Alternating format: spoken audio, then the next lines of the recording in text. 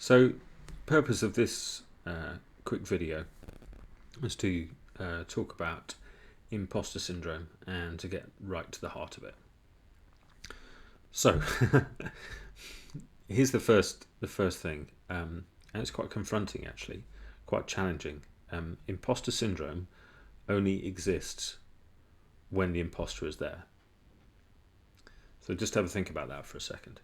Imposter syndrome only exists in the presence of the imposter. In other words, it's a story within a story. It's like a tiny loop which can go round and round and round and impact all sorts of different parts of life. But it's only true when the imposter looks true, which isn't all of the time. So for much of the time, the story isn't true because the imposter isn't there. It can only exist within its own story. Now, what does that mean? Well, it means that trying to solve something that isn't really there is fundamentally flawed, isn't it? You can't get rid of something that actually doesn't exist. Now, the response to that is, well, of course, it seems like it exists. And the answer to that is yes, it absolutely does. But then that's it. That's the end of the answer. Now, that can be frustrating. Like, it can be really, really properly frustrating. Well, so what am I supposed to do about that? And here's the rub of that. What am I supposed to do about that? That I that's referred to is the imposter speaking. So you almost have to drop any ideas that there's a particular center called I, and think more in terms of the fact that thoughts, feelings, experiences, DNA, intellect, conditioning, etc., character, come together to form this amorphous thing that we refer to as I, which is itself illusory. There is no center, actually. There's no center to experience.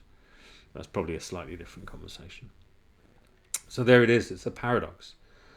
While it appears to be there, even though it's illusory, within its own illusory story, the imposter can seem incredibly real, and the body, if you like, will behave as if that's true.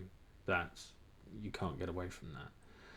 But you can't solve something that isn't true. So all the people who are rushing around with techniques and belief changes, value misalignment, which is what I talked about a little bit in the post, it's sort of well meant, and there can be some impact, but it will never really deal with the issue because the root of the issue is being ignored. And the root of the issue is that the imposter is illusory. It only really exists within its own story. If you want to have a chat about it, just reach out. Drop me a message on any of the social media platforms, and I'm happy to talk to you about it if it's showing up for you.